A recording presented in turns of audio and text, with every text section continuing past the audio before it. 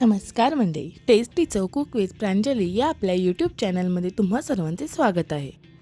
तर आज आपण पाहणार आहोत सुपर टेस्टी आणि सुपर इझी असा पालक पनीर रॅप। पालक पनीर रॅप बनवण्यासाठी इथे मी 1 वाटी मुगाची डाळ 3 ते 4 तास भिजवून ठेवलेली होती। ते आपण आता एका मिक्सरच्या भांड्यामध्ये काढून घेऊयात।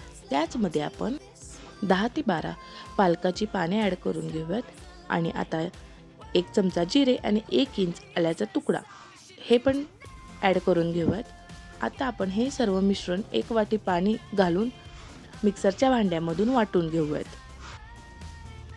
इथे आपले पालक पनीर रॅपचे बॅटर तयार आहे। आता हे आपण एका भांड्यात काढून घेऊयात। भांड्यात काढल्यानंतर इथे आपण 1 टीस्पून बेकिंग सोडा ॲड करून घेऊयात आणि चवीनुसार मीठही ॲड करून घेऊयात। आता हे सर्व आपण मिक्स करून घेऊयात।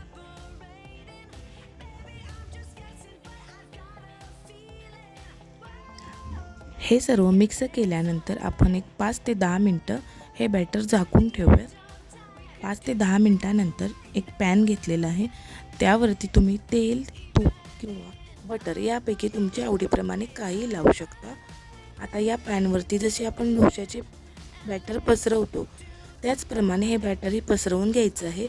एक 3 ते 4 मिनिटात हा पालक रॅप लगेचच तयार होतो। आता पालक रॅप झाल्यानंतर आपण इथे पनीरची जी स्टफिंग आहे ते पाहूयात। इथे मी 100 ग्रॅम पनीर, एक अर्धा टोमॅटो आणि एक कांदा आणि 2 ते 3 हिरव्या मिरच्या। कांदा आणि टोमॅटो आपण क्यूबच्या किंवा स्क्वेअरच्या आकारामध्ये चिरून घ्यायचं आहे। त्यामध्ये मी 1 चमचा आलं लसूण पेस्ट आणि 2 चमचे दही ॲड केलेलं आहे। हे सर्व ॲड केल्यानंतर त्यामध्ये आपण रेड चिली सॉस हा 1 चमचा ॲड करून घ्यायचा आहे।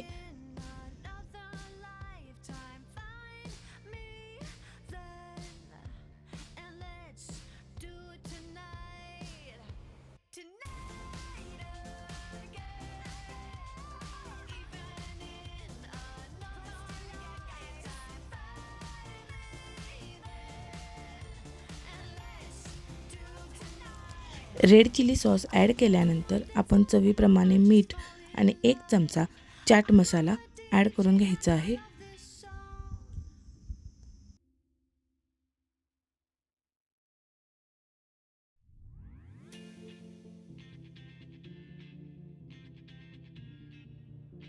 इथे 1 चमचा ऑर्गॅनो ॲड करून घ्यायचा आहे। त्यानंतर मी त्याच पॅनमध्ये बटर टाकलेलं आहे। तुम्ही इथे तूपही लावू शकता ॲज पर युअर चॉईस। त्याचमध्ये मी आता हे सर्व पनीरचं जे स्टफिंग आहे ते सर्व मी त्या पॅनमध्ये टाकून घेत आहे। हे जास्त शिजवायचं नाही आहे, एक 5 ते 7 मिनटं फक्त त्याला स्मोकी असा फ्लेवर आला पाहिजे। टोमॅटो, कांदा हे फक्त सॉफ्ट झालं पाहिजे, एवढंच त्याला शिजवून किंवा परतवून घ्यायचं आहे। तुम्ही इथे बघू शकता पनीरला असा छान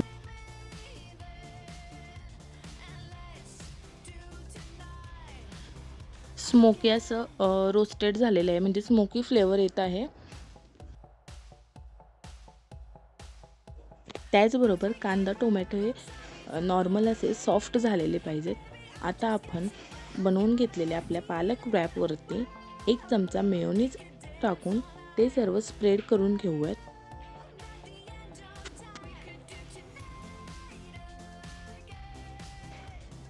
मेयोनीज स्प्रेड करून झाल्यानंतर इथे आपण जे पनीरचे स्टफिंग बनवलेले आहे तेही आपण ॲड करून घेऊयात। इथे मी पनीरसोबत फक्त कांदा आणि टोमॅटोचाच वापर केलेला आहे।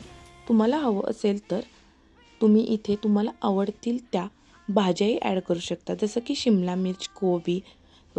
पनीरचं स्टफिंग ॲड केल्यानंतर मी इथे थोडासा कच्चा कांदाही ॲड केलेला आहे आणि आता आपण हे बटर पेपरमध्ये रॅप करून तयार आहे आपलं पालक पनीर रॅप।